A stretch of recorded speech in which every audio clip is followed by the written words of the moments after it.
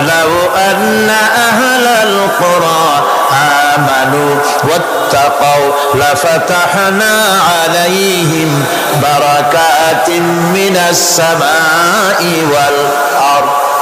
দেশের লোকেরা, জনপদের লোকেরা যদি দুইটা কাজ করে, এক নম্বরে হলো আমার উপরে ঈমান আনবে, দুই নম্বরে হলো আমাকে ভয় করার নীতি অবলম্বন করে যদি চলে, তাহলে ওই দেশের মানুষের জন্য আকাশ আর জমিনের সব বরকতের দরজা আমি আল্লাহ খুলে দেব।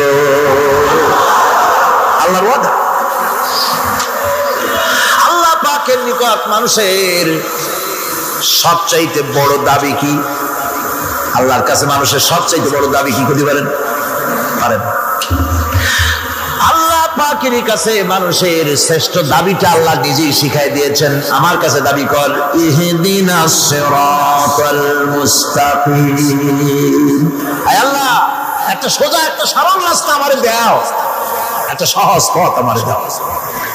এই কথা সূরা ফাতিহা দাবি করার পর আল্লাহ রাব্বুল আলামিন এই অভিনন্দনের জবাবে, 7টা বাক্যের অভিনন্দনের জবাবে আল্লাহ রাব্বুল আলামিন 30 পারা কোরআন শরীফ নাযিল করে দিলেন।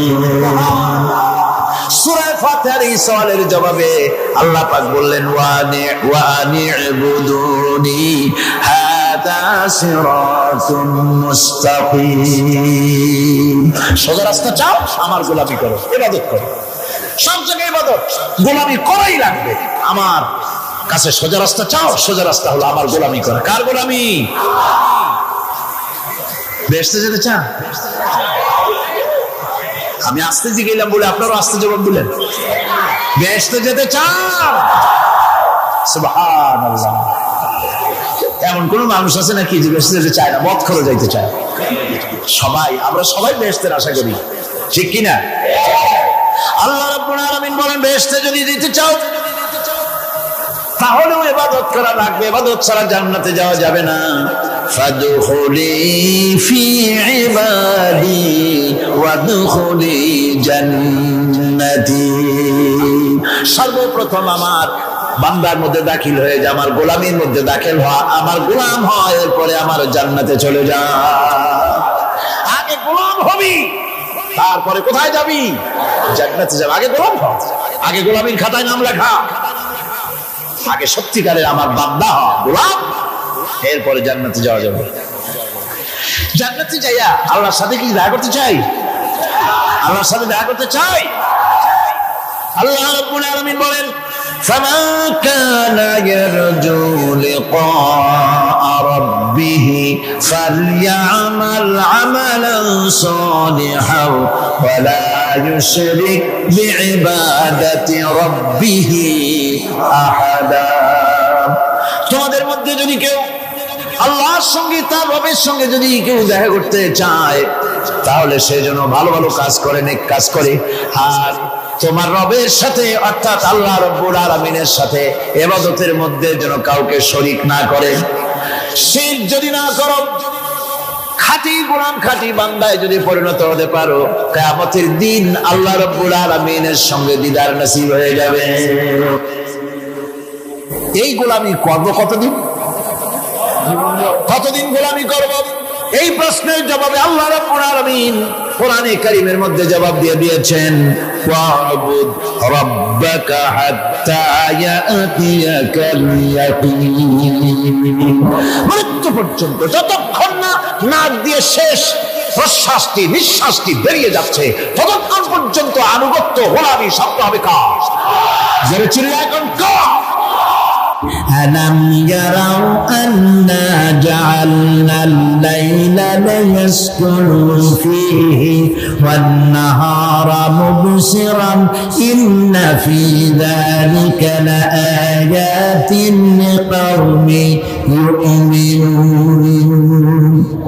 তারা কি আল্লাহ পাকের এই কুদরতের কথা চিন্তা করে না, যে আমি রাতের আধার দিয়ে ধরনীর বুক ছেদে, দিনের উজ্জ্বলতা, কোলাহল, গাড়ির আওয়াজ, ভ্যান ভো আওয়াজ হচ্ছে, কলকারখানার আওয়াজ হচ্ছে, সূর্যের বিরাট তাপ, ঘুম আসে না। সারাদিন কাজ করার পর শরীরের আরাম দেওয়ার জন্য রাতের একটি কালো চাদর পৃথিবীর উপরে আমি বিছাই দেই।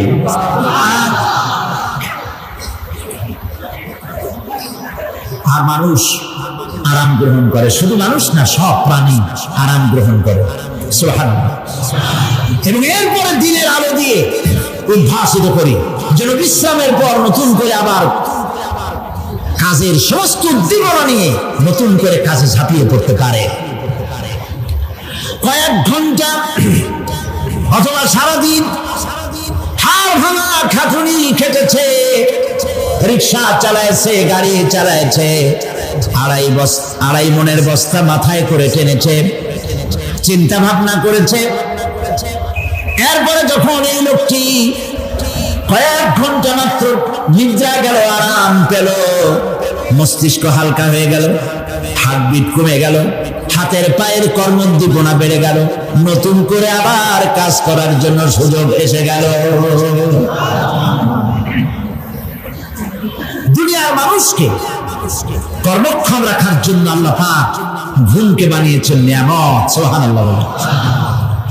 ومن آياته منامكم بالليل والنهار وابتغاء من فضله। আল্লাহ পাক বলেন, তোমাদের রাত আর দিনের বেলায় নিদ্রা যাওয়া, এবং এটাই হচ্ছে তার অনুগ্রহ। রাত আর দিনের নিদ্রা যাওয়ার পরে আমার অনুগ্রহ অর্থাৎ রিজিক তালাশ করার জন্য শরীরের ভিতরে, মনের ভিতরে, হাত পায়ের মধ্যে কর্মের উদ্দীপনা আমি তোমাদের দিয়ে দেই। মহাবিজ্ঞানী আল্লাহ রাব্বুল আলামিনের এই বিশাল কুদরত এবং দয়া, যে মানুষকে তিনি ক্লান্তি দূর করার জন্য তিনি ঘুম দিয়েছেন। আলহামদুলিল্লাহ বলি। অনেক মানুষ আছে ঘুমাইতে পারে না, ঘুমাবার জন্য ফেনার গান খায়, ঘুমাবার জন্য ভেলিয়াম খায়, সিরাক্সিন খায়, রিল্যাক্সিন খায়, কত অক্সিজেন অক্সিজেন কত কিছু খায়, তারপরেও ঘুম আসে না। এই ঘুম যার আসে না, বিরাট নিয়ামত থেকে বঞ্চিত। ঘুম একটি নিয়ামত। আলহামদুলিল্লাহ বলি, আলহামদুলিল্লাহ বলি। বিশাল নিয়ামত ঘুম। আল্লাহ যে সমস্ত নিয়ামত আমাদের জন্ম থেকে শুরু করে এ পর্যন্ত বডির মধ্যে দিচ্ছেন, মৃত্যুর আগে আল্লাহ যেন একটিও কেড়ে না নেন। বলি আমিন। আল্লাহ রাব্বুল আলামিনের পরে বলেন, وَجَعَلْنَا اللَّيْلَ لِبَاسًا وَجَعَلْنَا النَّهَارَ مَعَاشًا। আর রাতকে করেছি আচ্ছাদন, আবরণ, দিনকে রুজি কামাবার জন্য ব্যবস্থা করে দিয়েছি। দিনের বেলা রুজি কামাবেন, দিনের বেলায় ঘুমায় থাকবেন না। বহুত মানুষ আছে সকালবেলায় ঘুম দিল, 12টা 1টা বাজে গেল। উর্দুতে ছোটবেলায় পড়েছিলাম, জিসনে সোয়া উসনে খোয়া, যে ঘুমাইলো সব সর্বনাশ করলো। অসময় ঘুমানো, অসময় ঘুমানো সর্বনাশ হয়ে যাবে সব। এই জন্য আল্লাহ পাক বলেছেন, দিনটারে বানাইছি রুজি কামাবার জন্য। রুজি কামাও, রুজি কামানো এটা একটা ইবাদত। রুজি কামানো কি? হালাল রুজি কামাবেন, ইবাদত। আপনি যে আপনার স্ত্রীকে একটা ব্লাউজ কিনে দেন, কাপড় চোপড়, প্রয়োজনীয় কসমেটিক্স কিনে দেন, আপনি যে বাজার ঘাট করেন, সব হালাল পয়সা যদি হয়, সাদকা দেওয়ার মতো সমান সওয়াব হবে। রুজি কামাইতে হবে, এটা আল্লাহ পাকের হুকুম। রুজি কামাও। ফাইদা কুদিয়াতিস সালাত ফান্তাশিরু ফিল আরদ ওয়াবতাগু মিন ফাদলিল্লাহ। সুবহানাল্লাহ বলো। নামাজ যখন শেষ হয়ে গেল, ফাইদা কুদিয়াতিস সালাত, নামাজ যখন শেষ হয়ে গেল, ফান্তাশিরু ফিল আরদ, তখন জমিনে ছড়িয়ে পড়ো আর আমার অনুগ্রহ, রিজক অনুসন্ধান করো। সুবহানাল্লাহ। আল্লাহ রাব্বুল আলামিন তার হাবিব সম্পর্কে বলেন, তাবারাকাল্লাযী নাযালাল ফুরকানা আলা আবদিহি লিয়াকুনা লিল আলামিনা নাযীরা। অতীব বরকতশালী সে আল্লাহ রাব্বুল আলামিন, যিনি তার বান্দার উপরে ফুরকান অবতীর্ণ করেছেন, যাতে করে তিনি তার কওমের কাছে দাওয়াত পৌঁছান। এ কথা বলা হয় নাই, লিয়াকুনা লিল আলামিনা নাযীরা। বিশ্ববাসীর কাছে যেন তুমি দাওয়াত পৌঁছাতে পারেন, আল্লাহর সম্পর্কে, জাহান্নাম সম্পর্কে ভীতি প্রদর্শন করাতে পারেন, জান্নাতের সুসংবাদ দিতে পারেন, হেদায়েতের দাওয়াত পৌঁছে দিতে পারেন। এই জন্য আমি রাসূলকে পাঠাইছি তাম বিশ্বের সমস্ত মানুষের জন্য। সুবহানাল্লাহ ওয়া বিহামদিহি, তিনি সকলের জন্য। তার সম্মান আর মর্যাদা আল্লাহ রাব্বুল আলামিন এমন ভাবে পেশ করলেন, তার মর্যাদা এত বেশি, নবীর মর্যাদা এত বেশি। মুহাম্মদ সাল্লাল্লাহু আলাইহি ওয়াসাল্লাম যদি উম্মতের কোন ব্যাপারে যদি বলেন হ্যাঁ, অমনি উম্মতের জন্য তা হালাল হয়ে যায়। সুবহানাল্লাহ। কি আছে এমন যে তার মুখের কথা আইন, কোন পরামর্শের ধার ধারে না, মুখের কথাটা কি আইন। রাসূল যদি বলেন হ্যাঁ, উম্মতের জন্য কি হয়? হালাল। রাসূল বলছেন না, উম্মতের জন্য কি হয়ে গেল? হারাম হয়ে গেল। সুবহানাল্লাহ। এটা হচ্ছে আল্লাহ তার রাসূলকে লেজিসলেটিভ পাওয়ার, আইন তৈরি করার অধিকার আল্লাহ তার হাবিবকে দিয়েছেন। রাসূল ছিলেন শারে, শরীয়ত প্রণেতা।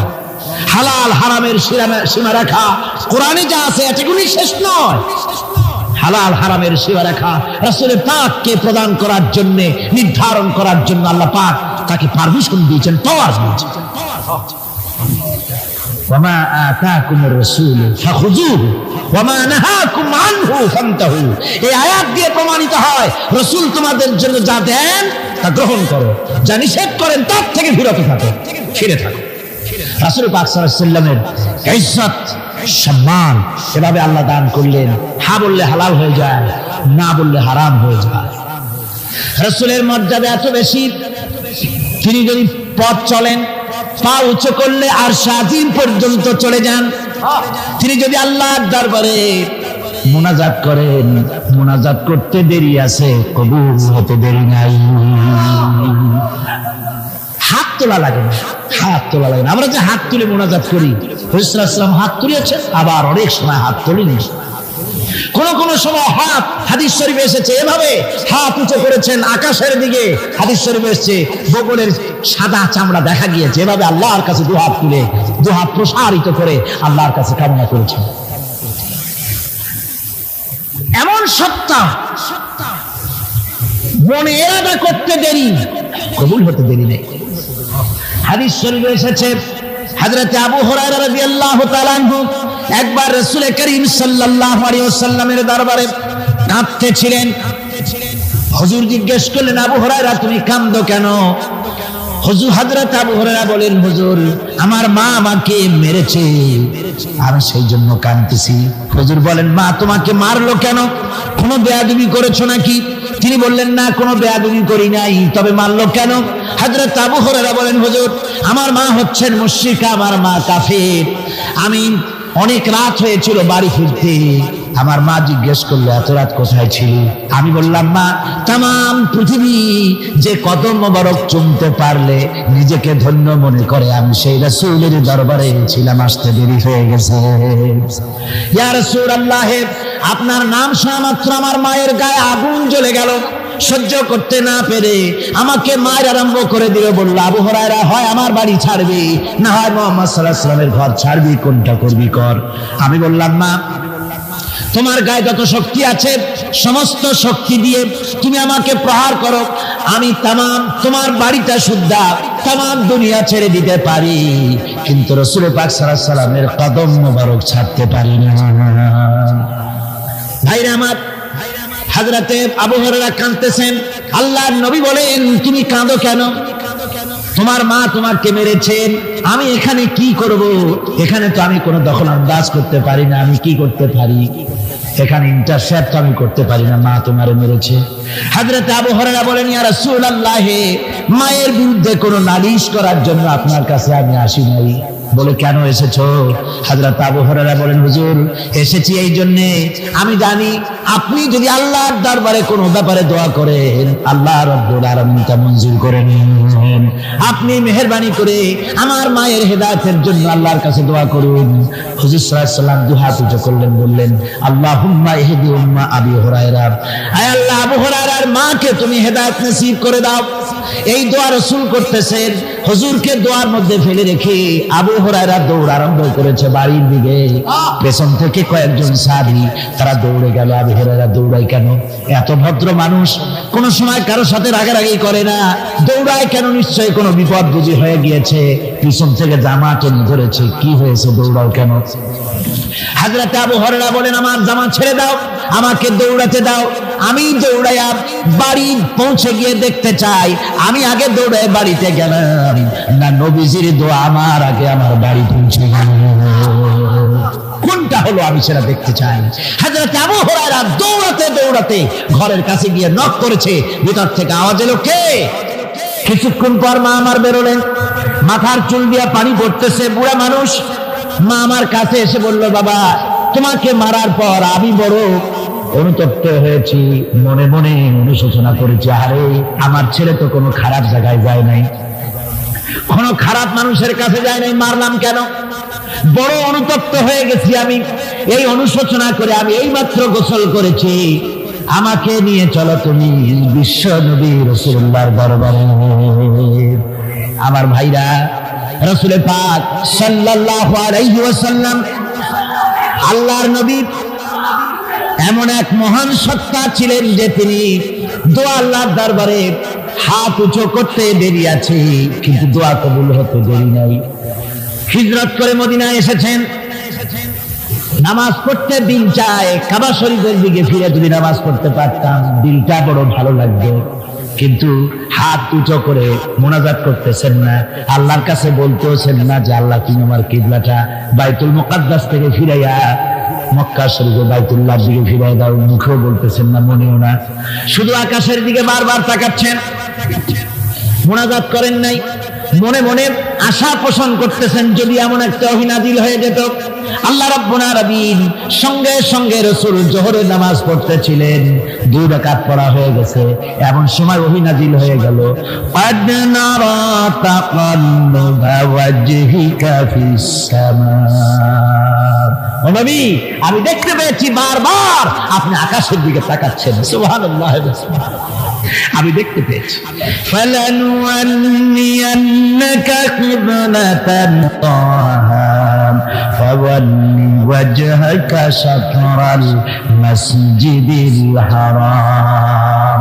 আর দেরি নাই, আপনার মনের আশা পুরো হয়ে গেছে, এক্ষুনি আপনার কিবলা পরিবর্তন করুন। হুজুর 2 রাকাত পড়েছিলেন বাইতুল মাকদাসের দিকে ফিরে, বাকি 2 রাকাত তিনি মক্কা শরীফের কাবা শরীফের দিকে ফিরলেন।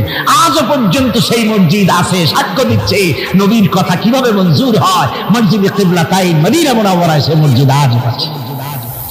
ভাইরা আমার, রাসূল পাক সাল্লাল্লাহু আলাইহি ওয়াসাল্লাম এত বড় মর্যাদা সম্পন্ন ব্যক্তিত্ব, মহান ব্যক্তিত্বের উম্মতের মধ্যে আল্লাহ আমাদের শামিল করেছেন।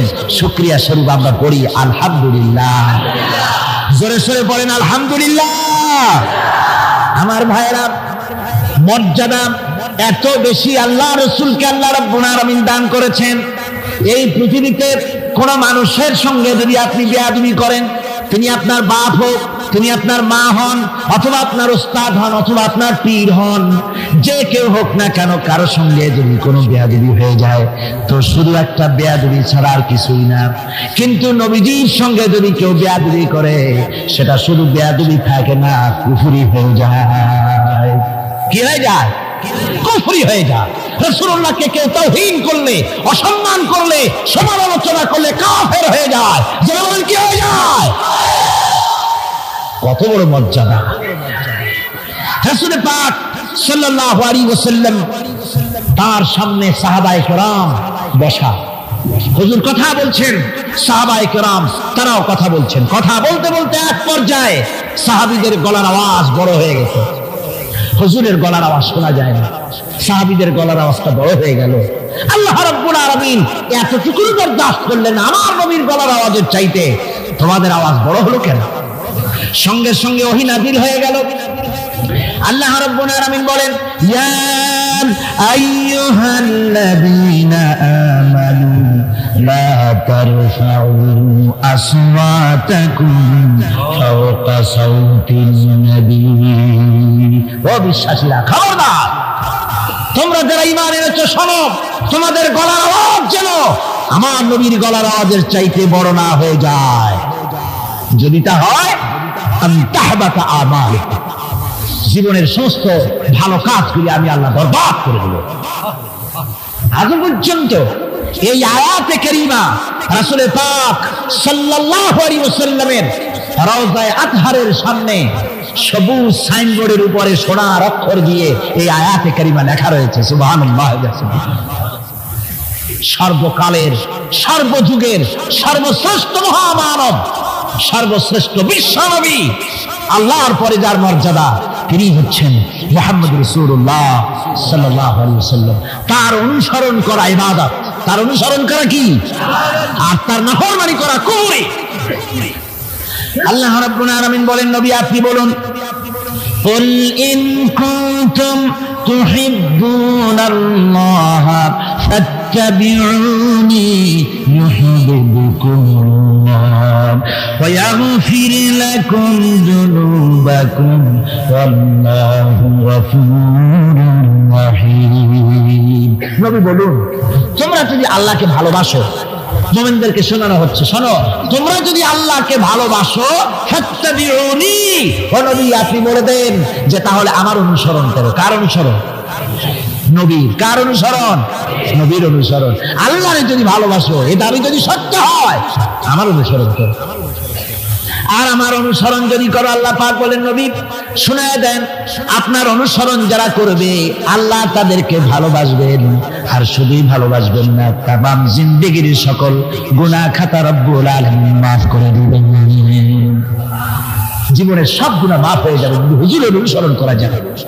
বিশ্বকবি কবি সম্রাট আল্লামা ইকবাল রাহমাতুল্লাহ আলাইহি বলেছেন, कि मोहम्मद से वफा तूने तो हम तेरे हैं, ये जहां चीज ही क्या लोहो कलम तेरे हैं। मोहम्मद सल्लल्लाहु अलैहि वसल्लमेর সঙ্গে মোহাব্বত জুড়ে নাও, আকাশ আর জমিন তো দূরের কথা, লোহ কলম পর্যন্ত আমি আল্লাহ তোমার জন্য করে দেব। তুমি মুহাম্মদের হয়ে যাও সাল্লাল্লাহু আলাইহি ওয়াসাল্লাম, তার অনুসরণ করো, তার অনুকরণ করো জীবনের সব ক্ষেত্রে।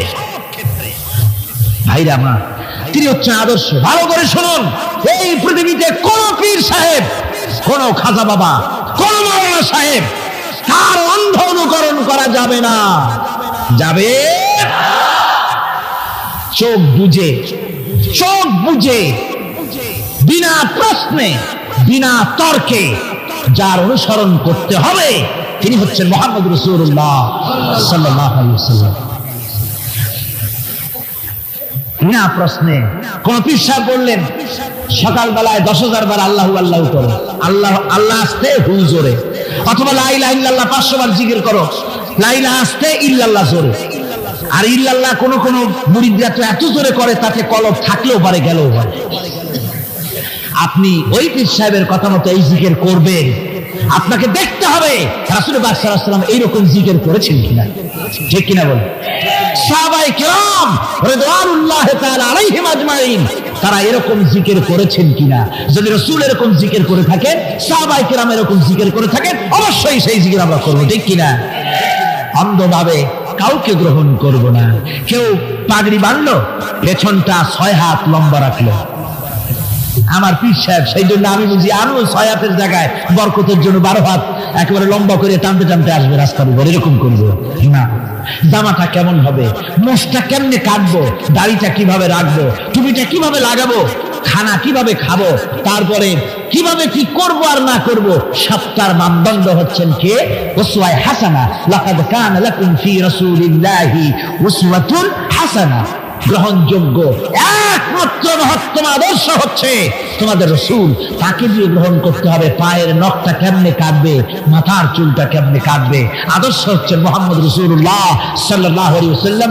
ওই রাসূলের অনুসরণ অনুকরণ করে কোন পীর সাহেব, কোন মাওলানা সাহেব যদি বলে, তাহলে তাকে অনুসরণ করা যাবে। তবে মিলায় দেখতে হবে যে কথা ঠিক আছে কিনা, উনি যা বলছেন, উনি যা করছেন ওইটা ঠিক আছে কিনা।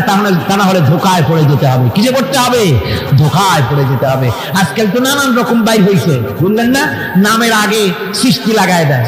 ওই যে ঢাকার কাছে এক জায়গায় একটা সদরুদ্দি সৃষ্টি হইল, তারপরে তাকে উঠায় দেওয়ার জন্য কত সংগ্রাম হলো, কত মানুষ মরলো, আপনারা পত্রিকা পড়েন নাই? সে বলেছে রোজা না রাখলে চলবে, ইফতার আসরের সময় করলে হবে, আর রোজার দিন দুপুরের সময় চিড়ে চিড়ে খাইলে অসুবিধা নেই, বুঝলেন?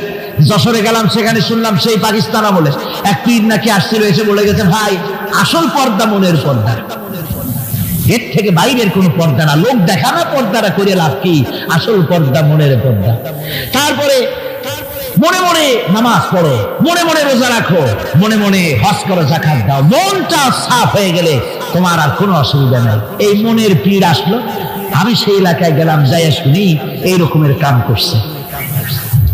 আমি বললাম ওই লোকটা যদি আবার আসে আম গাছের সাথে বাঁধতে থুয়ে, তারপরে সে যখন বলবে যে আমার তো পেশাব পায়খানা করা লাগবে, আমার ছাড়ো, তোমরা বলবা যে না ছাড়া যাবে না। মনে মনে যদি নামাজ পড়া যায়, মনে মনে পেশাব পায়খানা করবে। যদি বলে আমার ক্ষুধা লাগছে অথবা পানি পান করবে, তৃষ্ণা লেগেছে, বলতে হবে মনে মনে যদি রোজা রাখা যায় তো মনে মনে খাওয়া দাওয়ার কামটা সারিয়ে নেন, মেহরবানি করে। এই ধরনের কিছু সংখ্যক লোক বেরিয়েছে যাদেরকে লোকেরা সাহাবীদের চাইতে, নবীদের চাইতেও বড় মনে করে। আশ্চর্য কথা, বিভিন্ন জায়গায় ধরনের পীর হয়, তাদের আবার নওরোজ অনুষ্ঠান হয়, তাদের জন্ম দিবসে তাদেরকে গোসল করানো হয়, সেই গোসলের পানি আবার মুরিদেরা খায়। জোরে কর নাউজুবিল্লাহ, জোরে কর নাউজুবিল্লাহ।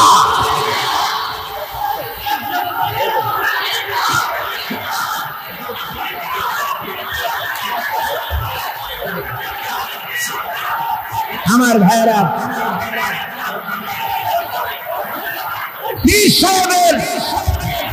গোসল করা পানির ভিতরে মুসলমানদের জন্য কোনো বরকত নাই। আছে কোনো বরকত? প্রশ্নই ওঠে না। তার শরীরের কত জায়গা ধুয়ে পানি পড়তেছে, আর সেইটা মুরিদরা খায়। লজ্জা নাই, শরম নাই, ঘৃণা পর্যন্ত নাই। খুলনার এক এলাকা আছে, এক পীর সাহেব, তার মুরিদরা তার পায়ের বুড়ো আঙ্গুল চষে, চুষতে চুষতে প্রায় ঘা বানায় ফেলেছে। তা আমি মুরিদদের জিজ্ঞেস করলাম যে তোমরা এরকম পাঁচ আঙ্গুল চষো কেন? কয় যে হুজুরের মারেফত পায়ের আঙ্গুল দিয়ে পেটের মধ্যে ঢুকবে, সেই জন্য। কি ধরনের খোরাফাত, কি বিদআত! রাসূল পাক সাল্লাল্লাহু আলাইহি ওয়াসাল্লাম যা করেন নাই, সাহাবায়ে কেরাম যা করেন নাই, সেগুলি চালু হয়ে গেছে সমাজে। এর থেকে বাঁচতে হবে, আপনাকে মনে রাখতে হবে, কলিজার মধ্যে ঈমান রাখতে হবে। কোন পীর সাহেব, কোন মাওলানা সাহেব ফু দিয়া আমার ভাগ্য ভালো বানায় দেবে অথবা আমাকে ভাগ্য নষ্ট করে দিবে, আমি আল্লাহর কসম তো বিশ্বাস করি না। আমার ভাগ্য,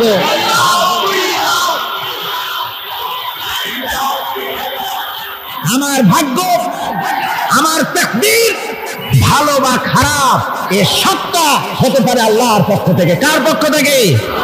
জোরে বলেন, কার পক্ষ থেকে? আল্লাহর পক্ষ থেকে হতে পারে। সুতরাং আজকে আমাদের দেশে বহুত নকল বেরিয়ে গেছে। পীর মুরিদি একসময় খুব ভালো ছিল, কিন্তু যে জিনিস যত ভালো তার নকল বেরোয় তত তাড়াতাড়ি।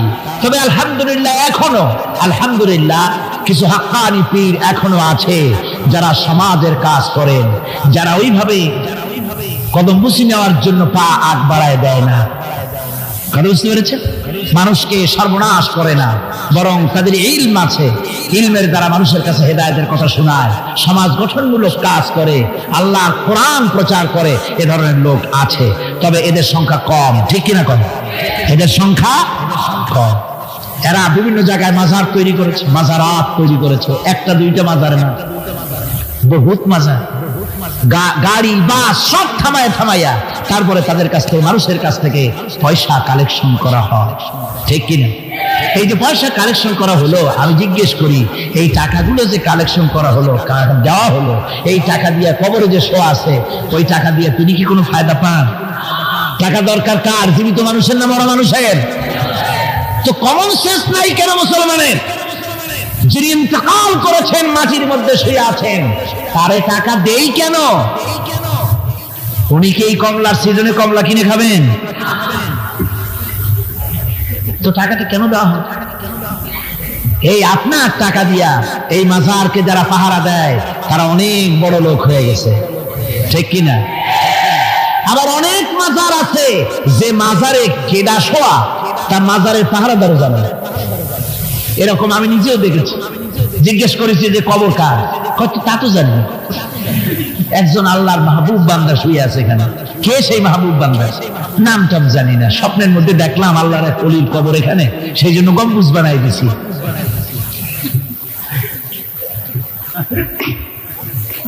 একটা রিসালার মধ্যে দেখেছি, একটা রিসালার মধ্যে লেখা হয়েছে যে একজন পীর সাহেবের এক মুরিদ ছিল। তো পীর সাহেবের বাড়িতে এক মাজার আছে, সেই মাজারকে কেন্দ্র করে প্রতি বছর ওরস হয়। মুরিদ সে গরিব মানুষ, ব্যবসা বাণিজ্য করে খায়। তারপরে তার একটা গাধা ছিল, সেই গাধার উপরে সওয়ার হয়ে বাজার ঘাট করতো, মালপত্র আনা নেওয়া করে ওই গিয়ে তার জীবিকা নির্বাহ। একদিন তার গাধাটা মারা গেল। সেই রিসালার মধ্যে লেখা হয়েছে যে লোকটা তখন গাধা মরেছে, এরা কিচ্ছু নাই, জমি জমাও নাই, খাবে কি করে? খুব দুঃখ পেল মনে। আর এই গাধা যদি মরে খুলে পড়ে থাকে তাহলে দুর্গন্ধ হবে। সেই জন্য রাস্তার পাশে ঝুপড়ি, তার একটা বাড়ি, ওই বাড়ির পাশেই রাস্তার পাশেই একটা কবর খুঁড়িয়া তার মধ্যে গাধারে শোয়াই দিয়া দাফন টাফন করিয়া কবরের পাশে বসে আর দুশ্চিন্তা করতেছে যে আমি এরপরে বাঁচবো কি করে, খাবো কি, ঘুমায়, মানে চোখ বুঝে বুঝে কাঁদতেছে। এমন সময় ওইটা ছিল বাজারে যাওয়ার রাস্তা, লোকজন বাজারের দিকে যাচ্ছে। যাওয়ার সময় চিন্তা করলো যে এখানে তো কোনোদিন মাজার বসিনি, এখানে একটা লোক কাঁদতেছে মাজারের কাছে বসে, না জানি কোন অলি আল্লাহর কবর হবে বুঝলেন। এরপরে লোকেরা বাজার থেকে ফেরার সময় দেখে যে হ্যাঁ ওই সেই লোকটা এখনো কাঁদতেছে। তখন যার কাছে যা ছিল, কেউ 2টা পান খেয়ে গেল, কেউ একটা বেগুন, কেউ 2টা চিংড়ি মাছ, কেউ 2টা টাকা, কেউ একটু মরিচ, এইভাবে তরি তরকারি চাউল যার কাছে যা ছিল কিছু কিছু দিয়ে গেছে। কিছুক্ষণ পর সন্ধ্যার দিকে লোকটা মনে করলো আর কতক্ষণ কান্দি, এখন বাড়ি যাই। চোখ খুলে দেখে চতুর্দিকে খাদ্য খাবার, তরি তরকারি, পয়সা করি। কই যে মাশাআল্লাহ, শুনছিলাম হাতি বাঁচতেও লাখ টাকা, মরলেও লাখ টাকা। সে কথা যে গাধার ব্যাপারে খাবে তা তো জানি না। এই গাধা মরিও তো আমার বাঁচাই গেছে। এখন ওই কবরের উপরে, গাধার কবরের উপরে চাদর টাদর চড়াই চড়াই দিয়া ওইখানে জুজ্জাক করে বসছে। বছর খানিক চলে গেল, লোকেরা পয়সা করি দেওয়া শুরু করলো। এরপরে সেখানে সে ইট পাটকেল জোগাড় করলো, একটা বিল্ডিং তৈরি করলো, সামনে সাইনবোর্ড লাগাই দিল হযরত গেদা শাহ রহমাতুল্লাহ আলাইহির মাজার। মানুষ প্রতি বছর ওরসে এখানে জমা হচ্ছে, টাকার অভাব নাই। এখন এই লোক যার মুরিদ, সেই পীর সাহেবের কাছে অন্যরা এসে কয় হুজুর আপনার মাজারের আর বরকত কি, আপনার মুরিদের মাজারের কাছে মানুষ ওরা টাকার অভাব নাই। পীর সাহেব কৌতূহল হলো যে ও আবার একটা মাজার পাইবে কি। তারপরে একদিন ওই মুরিদকে ডেকে বললো বাবা সত্যি কথাটা আমারে কও, এই মাজার কার? মুরিদ কয় যে হুজুর আপনি আমার ওস্তাদ, আপনার কাছেই সব শিখছি, কিন্তু এই কথা কাউকে বলবেন না। বল না, বল না কি হয়েছে, মাজারটা কার? বললো যে হুজুর যে গাধাটা নিয়ে ব্যবসা করতাম ওই গাধাটা মরে গেল, তারে কবরে দিয়েছি, এরপরে পরে এই ঘটনা হয়েছে। পীর সাহেব কয় আমি আরো চিন্তা করছিলাম যে না জানি কোনো সত্যি কোনো পীর সাহেব মাজার, অসুবিধা হয় নাই, তোমার ওখানে যেটার কবর ওইটার মায়ের কবর হলো আমার বাড়িতে। মানে ওই বাচ্চা গাধাটা পীর সাহেব দিয়েছিল তার। আমার ভাইরা আপনারা আশ্চর্য হবেন, বাংলাদেশে এরকম বহুত মাজার আছে, সে মাজারের কোনো ঠিকানা নাই, কার মাজার তারও কোনো খোঁজ খবর নাই। মানুষকে শোষণ করে টাকা পয়সা লুণ্ঠন করা হতেছে। আদার একটা হলে তার উপরে চাদর দেওয়া লাগবে, আগরবাতি দিতে হবে, মোমবাতি দিতে হবে, গোলাপ পানি ছিটাতে হবে। কোথায় পেয়েছেন? কোন হাদিসে পেয়েছেন? মাজারে যদি চাদর দিতে হতো, রাসূল পাক সাল্লাল্লাহু আলাইহি ওয়াসাল্লামের কবরের উপরে লোকেরা সুতার চাদর দিত না, নিজের কলিজা বাইর করে কলিজা দিয়ে চাদর বিছায় দিত হুজুরের মাজারের উপরে। জান্নাতুল বাকিতে গিয়ে দেখুন, জান্নাতুল বাকিতে শহাদায়ে উহুদ আছে, সেখানে সাহাবায়ে কিরাম আছে, আজওয়াজে মুতাহহারাত আছে, বানাতে রাসূল, ইবনে রাসূল, আহলে বাইত সেখানে শুয়ে আছেন। হযরত ওসমান রাদিয়াল্লাহু তাআলা আনহুর মতো লোক সেখানে ঘুমিয়ে আছেন। রাইসুল মুফাসসিরিন হযরত ইবনে মাসউদ রাদিয়াল্লাহু তাআলা আনহু সেখানে ঘুমিয়ে আছেন। হযরত ইবনে আব্বাসের উনি ওখানে, ওনার কবর হচ্ছে গিয়ে তায়েফে। এই ধরনের ইতিহাসের মধ্যে এসেছে জান্নাতুল বাকির মধ্যে কমসে কম 10,000 সাহাবায়ে কিরামদের মাজার আছে। সুবহানাল্লাহ। যায় দেখেন তো জান্নাতুল বাকিতে একটা চাদর আছে নাকি? যারা হজ করতে গেছেন কোন চাদর দেখেছেন? আগরবাতি আছে, মোমবাতি আছে, গোলাপ পানি আছে। সুতরাং এই বিদআত থেকে বাঁচতে হবে মুসলমানদেরকে। মুসলমানদের সাথে সম্পর্ক মসজিদে, মুসলমানদের সাথে সম্পর্ক কিসের? অবশ্যই মাজারের সাথে সম্পর্ক নয়। মাজারের সাথে সম্পর্ক শুধু এতটুকু, আল্লাহর ওলিদের মাজারকে ঘেরাও দিয়ে সুন্দর করে রাখুন, যাতে করে অপবিত্র না হয়। লোকেরা কেউ যদি আসে জিয়ারত করার সুযোগ পায়, শিরক বিদআত থেকে মুক্ত হয়ে এতটুকুন করা যেতে পারে। কিন্তু বিশাল আকারের গম্বুজ করে লাইট জ্বালাতে হবে, আগরবাতি মোমবাতি দিতে হবে, এটা সম্পূর্ণ বিদআত। এক শ্রেণীর লোকেরা এগুলি করে ব্যবসা করতেছে। সেই জন্য বলছি যে আমাদেরকে ইত্তেবা করতে হবে রাসূলের। কার ইত্তেবা করতে হবে? যা রাসূল করেন নাই, যা সাহাবায়ে কেরাম করেন নাই, তা আমরা করতে পারি না। এই জন্য আমার মুসলমান ভাইয়েরা, আল্লাহর প্রতি ঈমান, রাসূলের প্রতি ঈমান। ঈমানের অর্থ হলো আল্লাহর নবীর যে কথাগুলি তিনি বলে গিয়েছেন তার ওসওয়াকে ধরে রাখা, রাসূলের আদর্শ দিয়ে পায়ের নখকাটা থেকে শুরু করে মাথার চুল পর্যন্ত গ্রহণ করতে হবে। নবী মুহাম্মদ রাসূলুল্লাহ সাল্লাল্লাহু আলাইহি ওয়াসাল্লামের তিনি যেভাবে যা করেছেন তার উল্টা পাল্টা একটাও করা যাবে না, সব করতে হবে কার কথা মতো? রাসূল পাক সাল্লাল্লাহু আলাইহি ওয়াসাল্লামের কথা মতো। রাসূলের প্রতি ঈমান এর অর্থ হলো তিনি হচ্ছেন আইনদাতা। তিনি আইন ও বিধান দিয়েছেন আল্লাহর পক্ষ থেকে। আইন ও বিধান কার পক্ষ থেকে দিয়েছেন? আল্লাহর পক্ষ থেকে। তিনি যে বিচার করেছেন সেই বিচারক হিসাবে তাকে গ্রহণ করতে হবে। তিনি যে বিধান দিয়েছেন সেটাই মানতে হবে। তিনি শাসক ছিলেন, তিনি রাষ্ট্রপতি ছিলেন, তিনি সব ছিলেন, সকলের জন্য তিনি আদর্শ। তিনি যুবকের আদর্শ, তিনি নানার আদর্শ, তিনি স্বামীর আদর্শ, তিনি পিতার আদর্শ, তিনি রাষ্ট্রপতির আদর্শ, তিনি সেনাপতির আদর্শ, তিনি শ্রমিকের আদর্শ, তিনি সকলেরই আদর্শ। ঠিক কিনা কর? সকলের আদর্শ। রাসূলের ফয়সালা প্রত্যেকটি উম্মতকে মানতে হবে। একবার একজন মুসলমান আর একজন ইহুদি রাসূলের কাছে গিয়ে উপস্থিত হলেন। ইহুদি গিয়ে নালিশ করলো হুজুরের কাছে মুসলমানের বিরুদ্ধে। হুজুর সাল্লাল্লাহু আলাইহি ওয়াসাল্লাম সে নালিশ শুনে তিনি ফয়সালা দিলেন ইহুদির পক্ষে। মুসলমান ব্যক্তি অসন্তুষ্ট হয়ে গেল। তিনি চলে গেলেন হযরত ওমরের কাছে, গিয়ে বললেন, ভাই ওমর, একটা জিনিসের বিচারের সানি করার জন্য আপনার কাছে এসেছি। কি সানি? বলে যে মুহাম্মদ সাল্লাল্লাহু আলাইহি ওয়াসাল্লামের কাছে গিয়েছিলাম, তিনি এই বিচারটা করলেন, আমি মুসলমান, নামাজ পড়ি, চাঁদা দিই, জিহাদে যাই, আর আমার পক্ষে রায় না দিয়ে রায় দিলেন তিনি ইহুদির পক্ষে। আপনি মেহেরবানি করে বিচারের সানিটা করে দেন। হযরত ওমর বলছেন, অবশ্যই আমি সানি করব, বসো। হযরত ওমর ঘরে চলে গেলেন।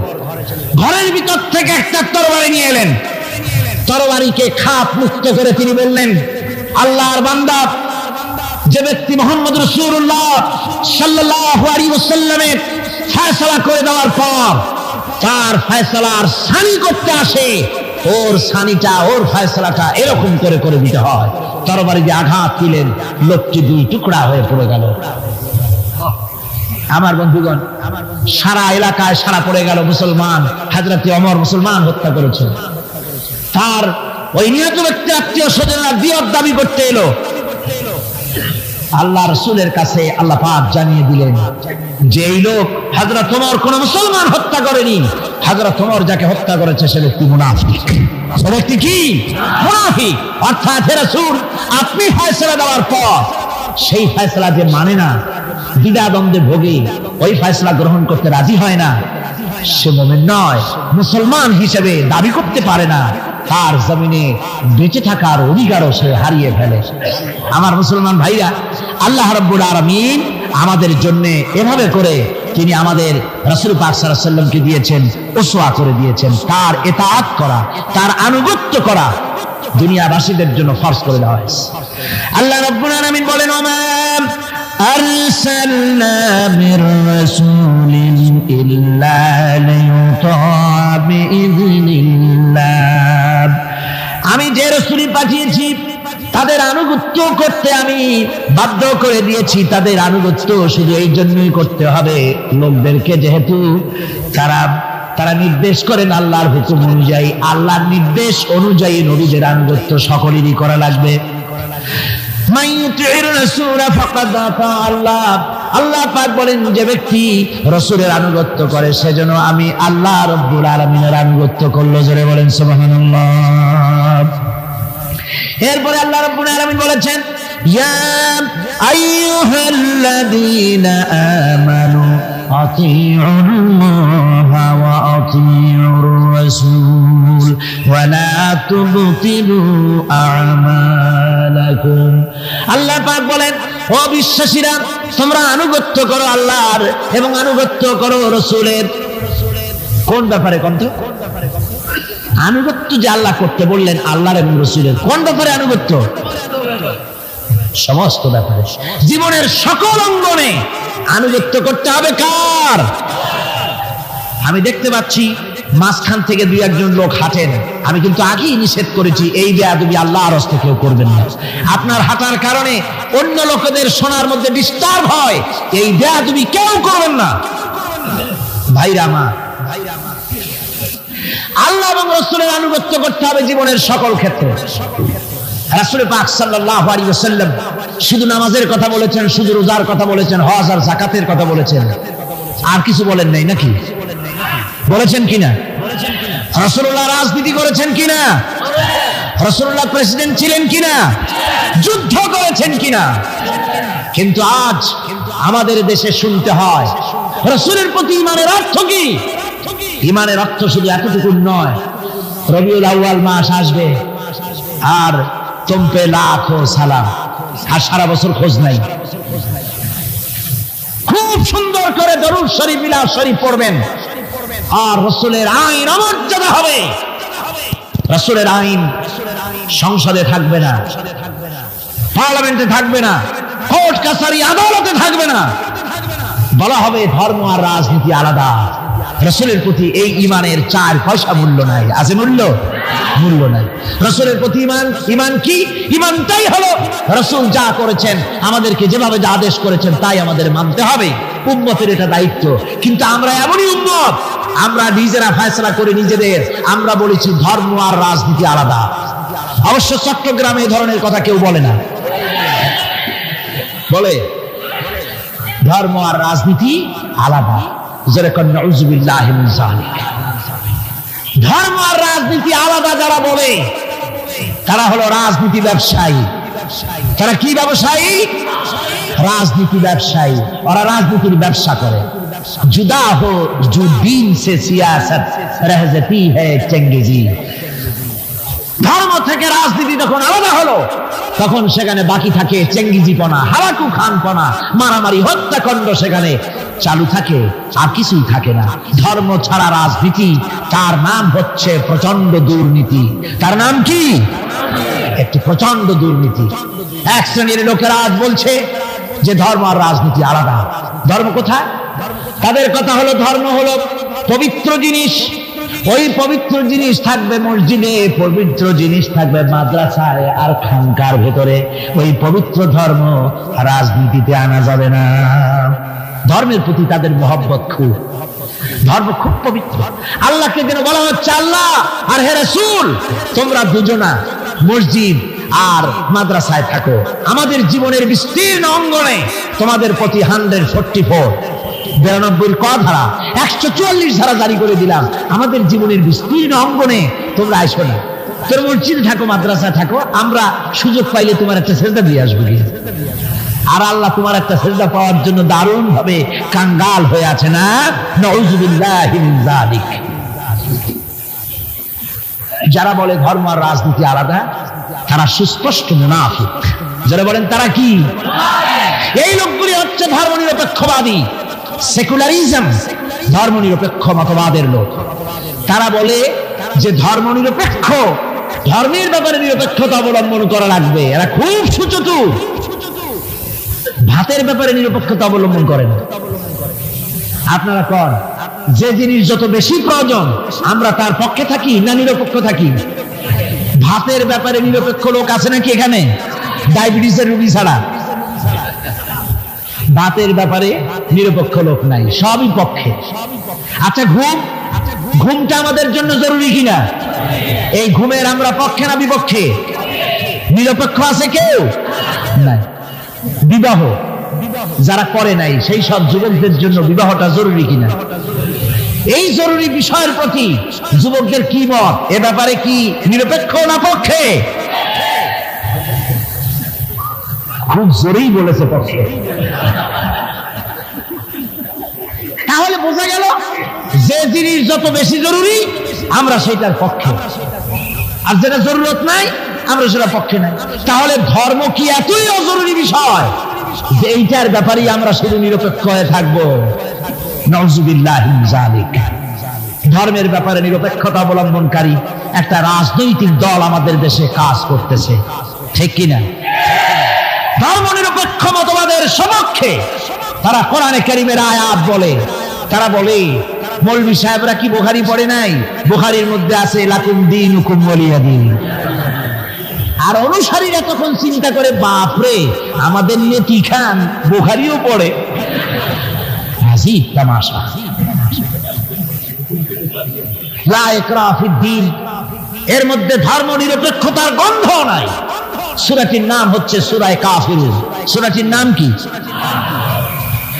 কাফেররা বলেছিল, হে মুহাম্মদ সাল্লাল্লাহু আলাইহি ওয়াসাল্লাম, ধর্মের ব্যাপারে আমাদের ভিতরে বড় ঝগড়াঝাটি প্রায় লেগে থাকে, সুতরাং ধর্ম নিয়ে বাড়াবাড়ি না করে আসো, আমরা এক কাজ করি, তোমরা কিছুদিন আমাদের প্রতিমাগুলির সামনে এসে একটু পূজা দিয়ে যাও, আর আমরাও কয়েকদিন তোমাদের মসজিদে গিয়ে আল্লাহর সেজদা দিয়ে আসবো। এইভাবে আমরা ধর্মকে 50-50 ভাগাভাগি করে নেই। কাফেররা, তোমরা যার ইবাদত করো আমরা তার ইবাদত করি না, আবার আমরা যার ইবাদত করি তোমরা তার ইবাদত করো না, সুতরাং লাকুম দীনুকুম ওয়ালিয়া দীন। সুতরাং তোমাদের ধর্ম তোমাদের জন্য, আমাদের ধর্ম আমাদের জন্য। তার মানে তোমরা তোমাদের ধর্ম নিয়ে থাকো, আমরা আমাদের ধর্ম নিয়ে থাকি। এটা কি নিরপেক্ষের কথা হলো, পক্ষের কথা হলো? ওই বেওকুফরা তারা মানুষকে বিভ্রান্ত করতে চায়, কোরআনে কারীমের আয়াতকে নাজায়েজ তরিকায় তারা ব্যবহার করে। আবার বলে লা ইকরাহা ফিদ্দীন, মৌলবীরা জানে না ধর্মের মধ্যে বাড়াবাড়ি নাই। কত বড় মুফাসসির একজন, ধর্মের মধ্যে বাড়াবাড়ি নেই। লা ইকরাহা ফিদ্দীন, ধর্মে বাড়াবাড়ি এটা কিসের কথা? এ কথাটা হচ্ছে মুসলমানদেরকে বলা হচ্ছে অমুসলিমদেরকে বাধ্যতামূলক ভাবে ভয় দেখিয়ে, প্রলোভন দেখিয়ে, ত্রাস সৃষ্টি করে কোন ক্রমে তাদেরকে মুসলমান বানানো যাবে না। ইচ্ছে করে যদি কেউ আসে ইসলামের সৌন্দর্যে মুগ্ধ হয়ে মোস্ট ওয়েলকাম, তাকে গ্রহণ করে। বাড়াবাড়ি করা যাবে না, ভয় দেখানো যাবে না, লোভ দেখানো যাবে না। এটা হলো লা ইকরাহা ফিদ্দীন। আর এই বেওকুফরা এই আয়াতকেও নিয়েছে তাদের ধর্ম নিরপেক্ষতার ক্ষেত্রে। আমি জিজ্ঞেস করতে চাই,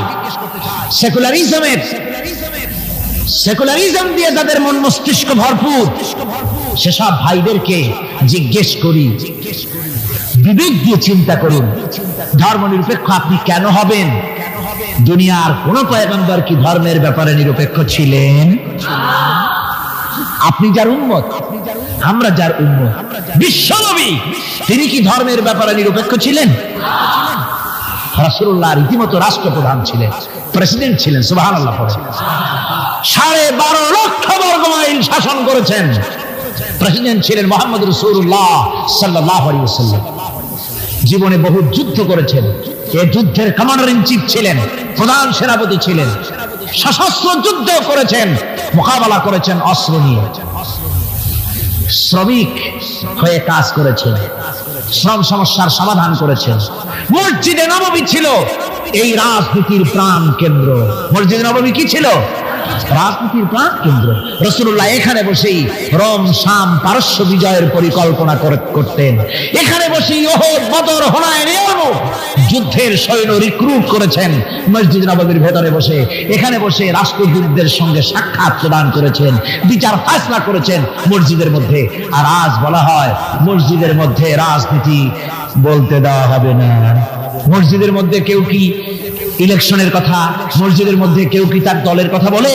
বলে কোরআনের রাজনীতির কথা। কিসের রাজনীতির কথা বলে? কোরআনের রাজনীতির কথা বলে। সুতরাং ধর্ম আর রাজনীতি আলাদা, এই কথা যারা বলে, এই সেকুলারিজমের লোকেরা, তারা শুনে রাখুন, ধর্ম নিরপেক্ষ মতবাদ একটি কুফরি মতবাদ। এটি কি মতবাদ? জয় বলতে হবে, এটা কি মতবাদ? এটি একটি কুফরি মতবাদ।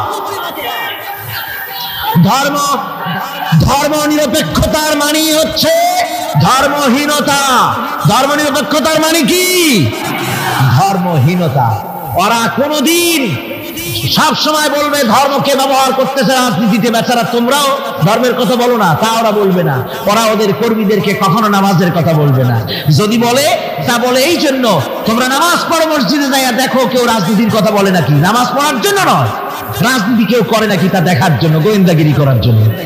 হায় রে কপাল পোড়ার দল। আমার দেশে এই ভণ্ডামি ছিল না। ধর্মনিরপেক্ষ মতবাদ একটা ভণ্ডামি। যারা বলেন এটা কি? আমার দেশে তা ছিল না। এই ভণ্ডামিমূলক ধর্মনিরপেক্ষতা রাজনীতি বাংলাদেশে ছিল না। 1971 সনের পরে যারা ক্ষমতা এলো, তারা ভারত থেকে, ভারতের কাফেরদের তৈরি করা পৃথিবীর এই নিকৃষ্ট মতবাদ বাংলাদেশে আমদানি করেছে।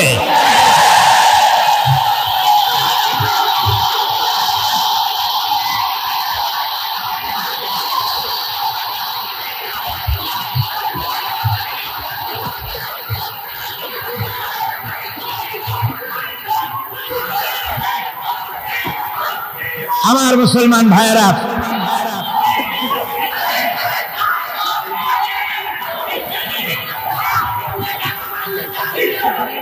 এই যে কোরআন শরীফ, এই কোরআন শরীফ মানতে হবে মুসলমানদেরকে।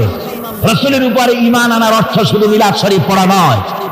কোন নেত্রী কি বললো তার ধার কোন মুসলমান ধারতে পারে না। মুসলমান ধার ধারবে আল্লাহ আর রাসূলের। ঠিক কিনা? যারা বলেন ঠিক কিনা? ভারতের গোলাম এরা বলে ধর্মনিরপেক্ষতার মানে ধর্মহীনতা নয়। যদি ধর্মনিরপেক্ষতার অর্থ ধর্মহীনতা না হবে, তাহলে 1971 সনের পরে তোমরা ক্ষমতায় এসে বিশ্ববিদ্যালয় সমূহের মনোগ্রাম থেকে ইকরা বিসমি রাব্বিকাল্লাযী খালাক রাব্বি জিদনি ইলমা এই আয়াত দুটিকে তুলে ফেললে কেন বলো? কোন জবাব আছে?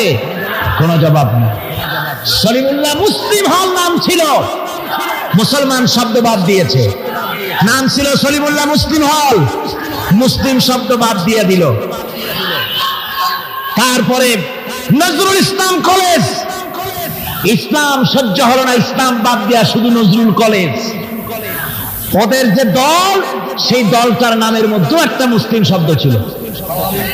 জি, ওদের দলটার নামের মধ্যে মুসলিম শব্দ ছিল, ছিল না? সেই শব্দটুকু তারা বরদাস্ত করে নাই। আমি ওদের দলের নাম নিতে চাই না, আপনারাই বুঝুন ওদের দলের নামের মধ্যে মুসলিম শব্দ ছিল কিনা।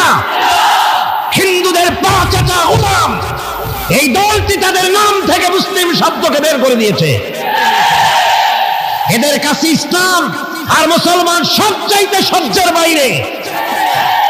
তাই যখন ভারতে শত শত মসজিদ ভাঙে উগ্রপন্থী হিন্দুরা, তখন ভারতের ওই গোলাম দলটি শরীর আখড়া ঘুরে বেড়ায়।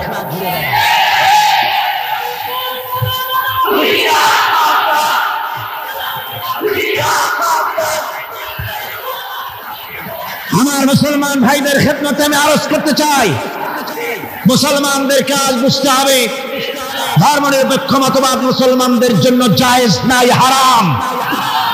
দুনিয়ার সব আলেম একমত, এই ফতোয়ার উল্টা কেউ ফতোয়া দিতে পারবে না। দুনিয়ার সব মুফাসসিরিন, মুহাদ্দিসিন, উলামায়ে কেরাম, মুফতি সব একমত, ধর্মনিরপেক্ষ মতবাদ কুফরি মতবাদ। কি মতবাদ? যারা বলেন কি মতবাদ?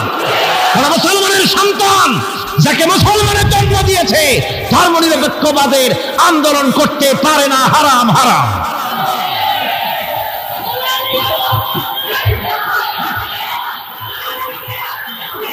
আমার বন্ধুগণ, এই কোরআন শরীফের ভেতরে, এই কোরআন শরীফের ভিতরে রয়েছে, আল্লাহ পাক এখানে বলে দিয়েছেন, দেখুন যদি ধর্ম আর রাজনীতি আলাদা হবে, তাহলে ইউসুফ আলাইহিস সালাম প্রেসিডেন্ট হলেন কেন?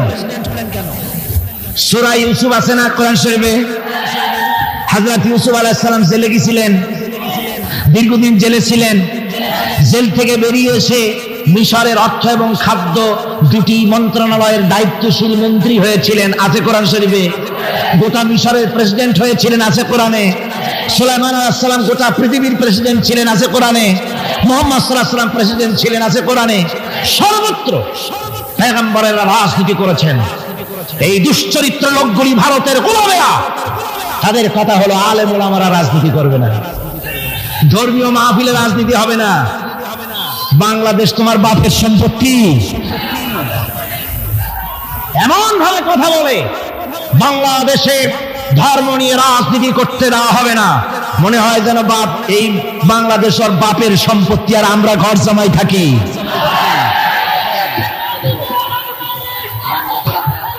সুতরাং কোরআনের রাসূলের প্রতি ঈমানের অর্থ হলো রাসূলুল্লাহ যে ধরনের রাষ্ট্র কায়েম করেছেন মদিনায়, ওই রকম রাষ্ট্র কায়েমের শপথ নিতে হবে, এর নাম রাসূলের প্রতি ঈমান, ঠিক কিনা? শুধু জামা কাপড় সুবিধা যেটা সেইটা সুবিধাবাদ জিন্দাবাদ।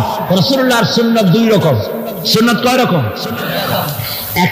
এক ধরনের সুন্নাত আমল করা সহজ, আর এক শ্রেণীর সুন্নাত আমল করা কঠিন, ঠিক কিনা? আমি কিন্তু সুন্নতের মর্যাদা সম্পর্কে কথা বলছি না, আমি বলছি আমলের ব্যাপারে ধরনটা। এক শ্রেণী রাসূলের কোন সুন্নতের কদর কিন্তু কম নয়, আকাশ আর জমিন বিক্রি করলেও রাসূলের একটা সুন্নতের সমান মর্যাদা হবে না। রাসূলের সুন্নত পালনের মধ্যে দুই ধরনের, একটা সুন্নত হচ্ছে পালন করা খুব সহজ, আর একটা পালন করা কঠিন। সহজ সুন্নত হলো চোখে সুরমা লাগানো, সহজ সুন্নত দুপুরে খাইয়া আরামে ঘুমানো, সহজ সুন্নত হলো কদু খাওয়া, সহজ সুন্নত খাবারের পরে মিষ্টি খাওয়া, এগুলি হলো সহজ সুন্নত। আর কঠিন সুন্নত হচ্ছে বদরের প্রান্তরে কাফেরদের মোকাবেলায় দাঁড়ানো। কঠিন সুন্নত হচ্ছে উহুদের ময়দানে দান মোবারক শহীদ করার সুন্নত। কঠিন সুন্নত হচ্ছে বাতিলের বিরুদ্ধে মানুষের তৈরি করা মতবাদকে উৎখাত করে আল্লাহর জমিনে আল্লাহর দ্বীন কায়েম করার সুন্নত। আমি আজ এই বিশাল জনতাকে জিজ্ঞাসা করতে চাই, আপনারা রাসূলের সহজ সুন্নত আমরা যেভাবে পালন করব, কঠিন সুন্নতটাও পালন করতে রাজি আছেন? তাহলে বাংলাদেশের বুকে ধর্ম নিরপেক্ষতার মুখে লাঠি মেরে কোরআনের রাজ কায়েম করতে রাজি আছেন? দুহাত উঁচু করে দেখান।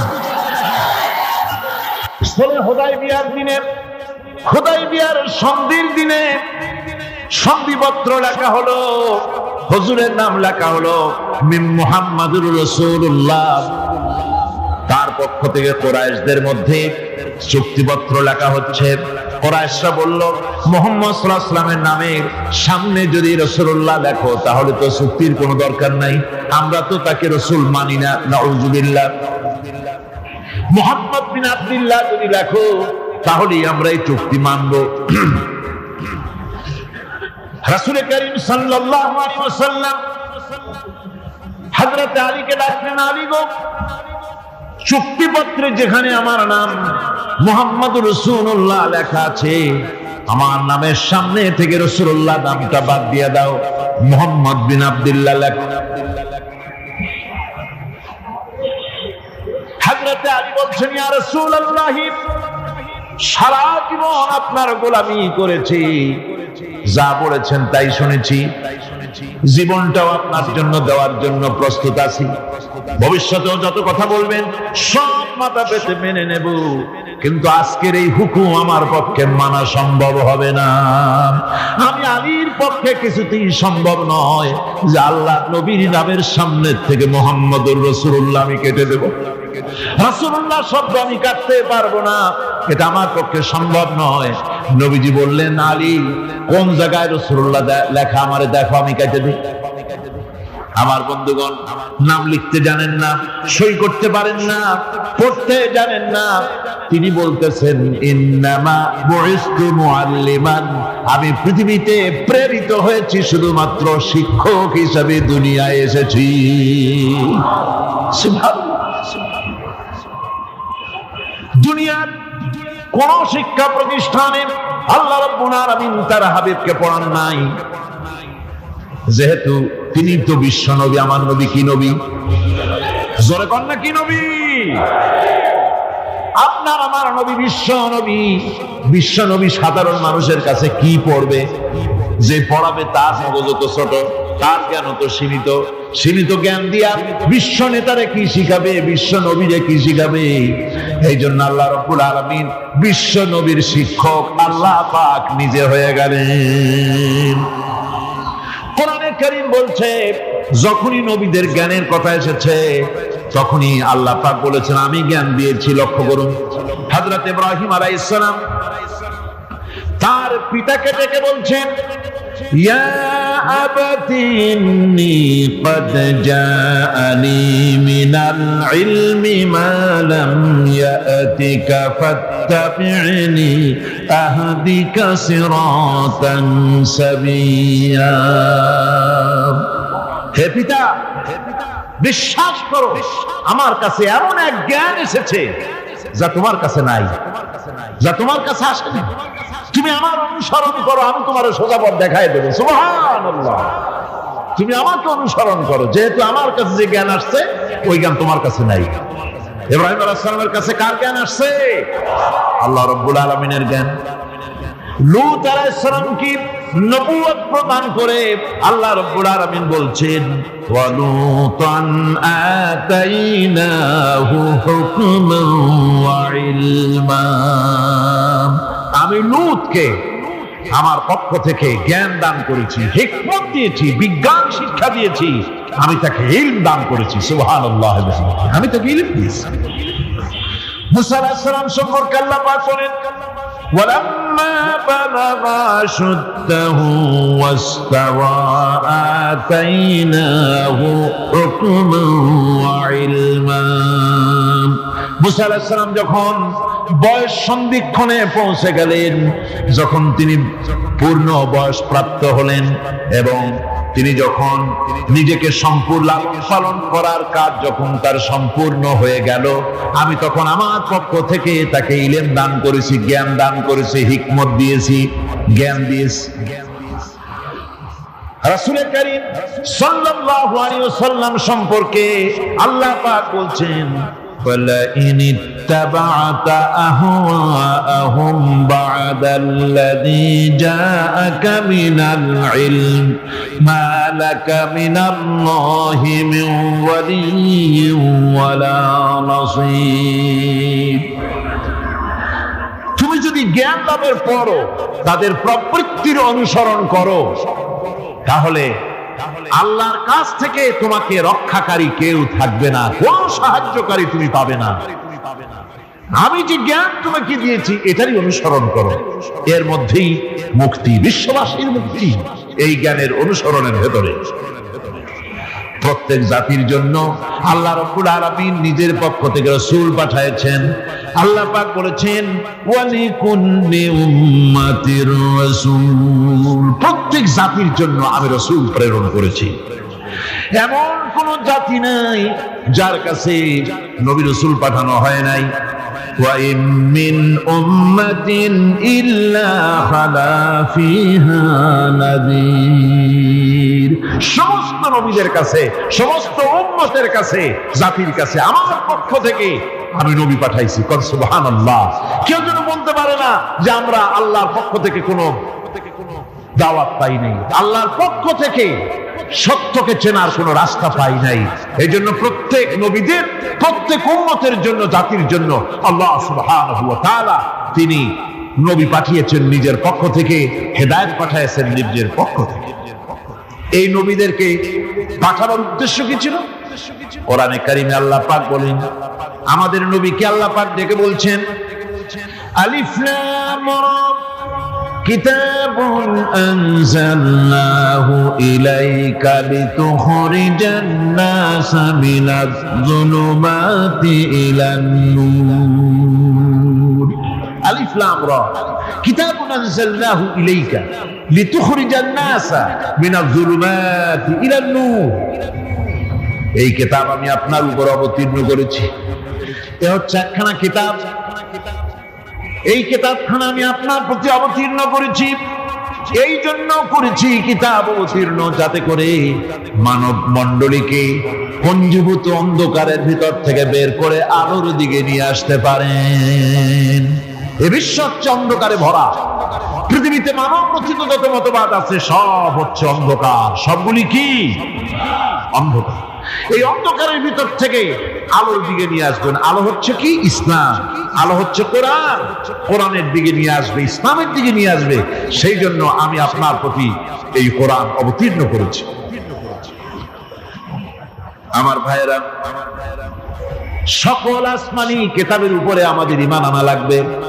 শুধুমাত্র কোরআন শরীফের উপরে নয়, সকল কিতাবের উপরে ঈমান আনতে হবে। কোরআনকে যেমন মানি, মুহাম্মদ সাল্লাল্লাহু আলাইহি ওয়াসাল্লামকে যেমন মানি, সব নবীদের উপরে ওইরকম ঈমান আনতে হবে। কোরআন যেমন মানি ওই রকম করে সমস্ত কিতাবের উপরে ঈমান আনতে হবে। এটার শর্তই দেওয়া হয়েছে, মুমিন হচ্ছে তারা ওয়াল্লাযীনা ইউমিনুনা বিমা উনজিলা ইলাইকা ওয়া মা উনজিলা মিন ক্বাবলিক।